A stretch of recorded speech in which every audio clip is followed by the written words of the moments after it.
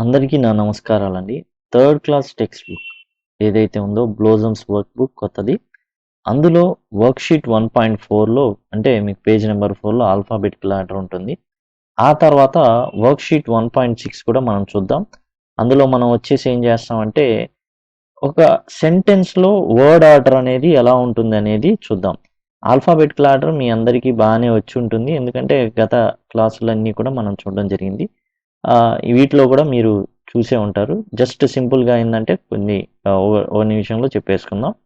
Alphabetical order అంటే simple అండి. 26 అక్షరాలు ఉంటాయి. ఏ ఆర్డర్‌లో ఉన్నాయో ఆ ఆర్డర్‌లోనే మనం పదాన్ని కూడా పెట్టడం. పదం అంటే ఏంటి? అక్షరం. ఏ అనేది ఒక అక్షరం. అలాంటిది ఇప్పుడు ఏ పక్కన ఇంకో అక్షరం అయిన ఎన్‌ని చేర్చామనుకోండి. యాన్ అయింది. యాన్ అనేది ఒక పదం అయిపోయింది. ఒక అక్షరం, ఒక పదం అయింది. ఇప్పుడు ఈ పదాల్ని మనం ఏందంటే ఆల్ఫాబెటికల్ ఆర్డర్‌లో పెట్టాలి. ఎందుకు? ఎందుకంటే ఇప్పుడు మనం డిక్షనరీ చూసామనుకోండి. ఆల్ఫాబెటికల్ ఆర్డర్‌లో ఉంటేనే వెతకడం అనేది సులభం అవుతుంది. అది ఎక్కడ ఉంటే మనకు కుదరదు కదా! ఒక ఆర్డర్‌లో పెట్టుకోవడానికి మనకిది ఆల్ఫాబెటికల్ ఆర్డర్ అనేది ఇవ్వడం జరిగింది. ఇప్పుడు మీరు చూసుకుంటే చూడండి కొన్ని పదాలున్నాయి. Gang, keep, box, well, shouted, lovely. ఇప్పుడు ఆల్ఫాబెటికల్ ఆర్డర్ రాయాలంటే మీరు గమనించాల్సింది ఏంటంటే మొదటి అక్షరం ఏంటి? G, K, B, W, S, L. ఇందులో మీకు మొదటి పదాలు తీసుకున్నప్పుడు ఏది ముందొస్తుంది? ఎల్ ముందొస్తుందా? ఎస్ ముందొస్తుందా? డబ్ల్యూ ముందొస్తుందా? బి ముందొస్తుందా? కే వస్తుందా? జి వస్తుందా? అంటే మీరు చూసుకుంటే బి అనేది ముందు రావడం అనేది జరుగుతుంది. సో మనం బాక్స్ అనేది ముందు రాయడం అనేది జరుగుతుంది. ఆ తర్వాత బి అయిపోయింది. C, D, E, F, G. ఇక్కడ ఎఫ్ వరకు ఏవీ లేవు కదా! ఏవీ లేవు. అప్పుడు జీకి సంబంధించి మనం రాయడం జరుగుతుంది. తర్వాత గ్యాంగ్ రాసాం. తర్వాత హెచ్కి సంబంధం ఏమైనా ఉందా? ఐ. జేకి సంబంధించి ఏమైనా ఉందా? లేదు. కే ఉంది కాబట్టి రాస్తాం. కీప్. ఎల్. కే తర్వాత ఎల్ ఉన్నదా? ఉంది. కాబట్టి అది మనం రాస్తాం. లౌడ్లీ రాస్తాం. ఆ తర్వాత M, N, O, P, Q, R, S. Shouted రాస్తాం. ఆ తర్వాత ఏమున్నాయి మనం చూసుకుంటే షౌటెడ్ తర్వాత ఉన్నది వెల్. 3, 6 మొత్తానికి 5 రాసేసాం. వెల్ అనేది మనం రాయాల్సి ఉంటుంది. వెల్ రాసాం. చూడండి 1, 2, 3, 4, 5, 6 వరుసగా ఉన్నాయి. B, C, D, E, F, G, H, I, J, K, L, K, L, M N, O P, Q R, S, T U V, W. ఆ విధంగా ఆర్డర్లో ఉన్నాయా లేదా? ఇదే ఆల్ఫాబెటికల్ ఆర్డర్. ఆ తర్వాత మనం చూస్తే వర్క్షీట్ 1.6 పేజ్ నెంబర్ 6లో మీకు ఏంటంటే arrange the words in order to frame the correct sentence అనేది ఇవ్వడం జరిగింది. ఇక్కడ మనకి ఏంటంటే ఒక ఆర్డర్లో లేకుండా ఇవ్వడం జరిగింది. Tenali with and packed box Rama the wife hit stones అని. దీన్ని ఒక ఆర్డర్లో ఉంచాలి. ఇదేంటంటే నార్మల్ ఆర్డర్లో పెట్టడం. యాక్చువల్గా సేమ్ దీన్ని ఎలా అయితే మారుస్తామో అట్లానే మనకి పై స్థాయిలో కూడా ఉంటాయి. ఇలానే ఉంటాయి. ఇదే రూల్స్తో మనం మార్చాల్సి ఉంటుంది. మనకి గ్రామర్కి సంబంధించి ఇలాంటివి ఇవ్వడం అనేది జరుగుతుంది పై స్థాయిలో. యాక్చువల్గా ఎస్బీఐ ఇలాంటి బ్యాంక్ ఎగ్జామ్స్ ఇట్లాంటివి ఉంటాయి కదా వాటిలో. అయితే దీనికి చాలా సింపుల్ ఫార్ములా ఏంటంటే subject plus verb plus object. ఇంగ్లీష్లో పదాల యొక్క ఆర్డర్ అనేది ఈ విధంగా ఉంటుంది. సబ్జెక్టు తర్వాత వెర్బ్ తర్వాత ఆబ్జెక్ట్ అనేది ఉంటుంది. సబ్జెక్ట్ ఏంటి మనం ముందు అది చూసుకోవాలి. సబ్జెక్ట్ మనం చూసుకొని ఇక్కడ తెనాలి ఒకళ్ళు కనబడుతున్నారు, రామ ఒకళ్ళు కనబడుతున్నారు, వైఫ్ ఒకళ్ళు కనబడుతున్నారు. ఇక్కడ ముగ్గురు ఉన్నారు.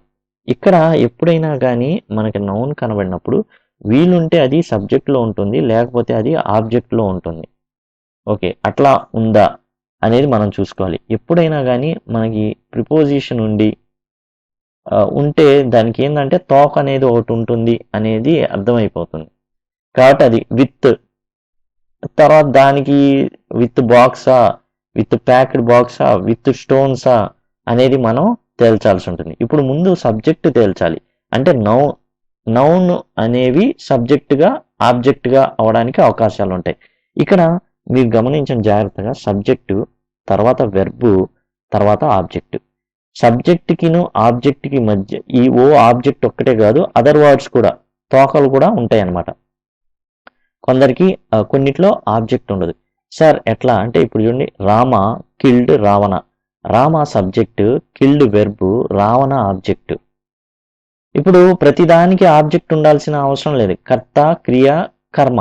తెలుగులో ఏమో కర్త, కర్మ, క్రియ అని ఉంటుంది. రాముడు రావణుడిని చంపెను. ఆర్డర్ తెలుగులో ఏమైపోయింది, ఈ ఆబ్జెక్టు ఇక్కడికి వస్తుంది, వెర్బు చివరికి వెళ్తుంది. కానీ ఇంగ్లీష్లో కర్త ముందు, క్రియ తర్వాత, కర్మ తర్వాత. ఇప్పుడు మనకు కావాల్సింది ఏంటంటే సబ్జెక్ట్. ఏముంటాయి, ఇప్పుడు మనకు పేరు తెలుసు, తెనాలి రామ అని తెలుసు,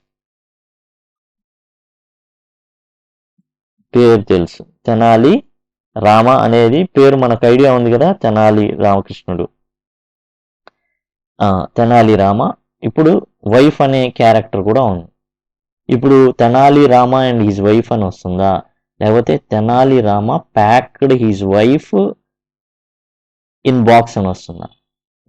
అతనేమి తన భార్యని బాక్స్లో పెట్టాల.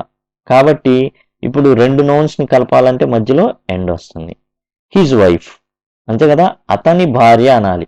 ఇక్కడ చూడండి హిజ్ ఉంది కదా, తెనాలి రామ మధ్యలో ఎండ్, ఎందుకని రెండు నౌన్లను కలుపుతున్నాం కాబట్టి హిజ్ వైఫ్. వెర్బ్ సబ్జెక్ట్ అయిపోయింది, సబ్జెక్ట్ తేల్చేసాం. సబ్జెక్ట్ ఏమని తేల్చాం, Tenali Rama and his wife అని తేల్చేసాం. తర్వాత ఇప్పుడు ఏం కావాలి, వెర్బ్ కావాలి. వెర్బ్ ఏంటి, packed. Tenali Rama and his wife packed. దేన్ని ప్యాక్ చేశారు, అతని వైఫ్నా? కాదు. దేన్ని అంటే బాక్స్ని, ద బాక్స్. ద ఎందుకు రాశాం అంటే ఇక్కడ చూడండి, రామ ద వైఫ్ అని ఉంది, ద వైఫ్ కాదు, హిజ్ వైఫ్. ద అనేది ఒకటి మిగిలిపోయింది కాబట్టి మనం ఏం చేసామంటే Tenali Rama and his wife packed the box. With ఉందా, ఉంది, ముందే చెప్పుకున్నాం మనకు ప్రిపోజిషన్ ఉంటే అదర్ వర్డ్ వచ్చే ఛాన్సెస్ అనేవి ఉంటాయి అనేసి. With stones.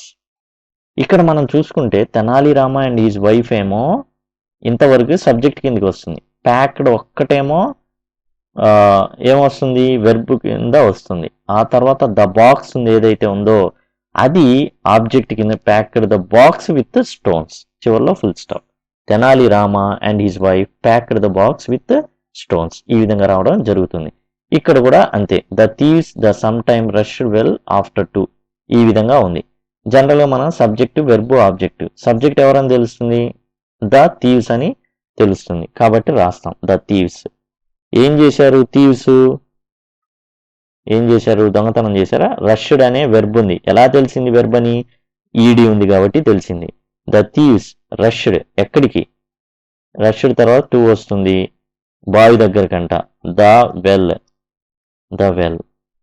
The thieves rushed the well, అయిపోయిందా, కాల, ఇంకే మిగిలిన ఆఫ్టర్ సమ్ టైమ్. కాబట్టి మనం వీటిని after some time, after some time comma కూడా ఇచ్చాడు చూడండి సమ్ టైమ్ తర్వాత, కాబట్టే మనం ఇక్కడ పెట్టాం. లేకపోతే the thieves rushed the well after some time అని అలా కూడా రాసుకోవడానికి వీలు ఉంటుంది. కానీ ఇక్కడ కామా ఇవ్వడం బట్టి మనం ఇట్లా రాయాలి అనేది తెలుస్తుంది. ఆఫ్టర్ సమ్ టైమ్, తోక ముందుకు వచ్చింది, దీని తర్వాత కూడా పెట్టుకోవచ్చు, the thieves rushed the well after some time. దీనికి కొన్ని రూల్స్ ఉంటాయి కాబట్టి అవి మనకి ఏంటంటే ఫర్దర్ క్లాసెస్లో ఇవ్వడం జరిగింది. ఆ రూల్స్ ఎక్కడ ఎట్లా అనేది 7th క్లాస్ దాంట్లో ఉంటుంది ఆ రూల్స్. తర్వాత ఇప్పుడు కొత్తగా వచ్చినటువంటి 7th క్లాస్ టెక్స్ట్ బుక్లో after some time the thieves rushed to the well. ఇక్కడ మనం చూసుకుంటే దీన్ని జనరల్గా అదర్ వర్డ్స్ కిందకి వేసేస్తాం. తోకలు నార్మల్గా మరీ డీప్గా ఇంగ్లీష్లో ఏమంటారు ఇవన్నీ కాకుండా ఆఫ్టర్ సమ్ టైమ్ అంటే జస్ట్ ఒక తోక లాంటిది. ద థీవ్స్ సబ్జెక్ట్, రష్డ్ అనేది ఏమవుతుంది ఇక్కడ వెర్బ్ అవుతుంది. ఎలా తెలుసు అంటే ఈడీ ఉంది కదా, రెగ్యులర్ వెర్బ్. ఇర్రెగ్యులర్ వెర్బ్ అంటే గో, వెంట్, గాన్ లాగా వస్తుంది. అలాంటివి కనుక్కోవడం కొంచెం కష్టం అవుతుంది. కానీ ఇక్కడ ఈడీ ఉంది కాబట్టి రెగ్యులర్ వెర్బ్ ఫామ్ కాబట్టి ఈజీగా మనం టు ద వెల్ అనేది ఇక టు ప్రిపోజిషన్, ద వెల్ ఇక అదర్ వర్డ్స్ కింద అవి కూడా రావడం అనేది జరుగుతుంది. జనరల్గా ఆబ్జెక్ట్ అనేది ఏంటంటే నౌన్ పార్ట్ అయి ఉంటుంది, రామ కిల్డ్ రావణ, ఆ విధంగా కొంచెం డీటెయిల్గా చెప్పుకున్నాం ఈ సెంటెన్సెస్ ఇది అనేది. ఎందుకంటే ప్రొఫిషియన్సీ టెస్ట్ అని ఒకటి ఉంటుంది. ఈ ప్రొఫిషియన్సీ టెస్ట్లో ఇలాంటివి 5 మార్కులకు ఉంటాయి. కాబట్టి అది మనం ఏమి చాలా చిన్నవి నేర్చుకోవట్లేదు, చాలా చిన్న క్లాసుల్లోనే ఒక రేంజ్ స్టాండర్డ్ని మనం చూస్తున్నాం వీటిలో.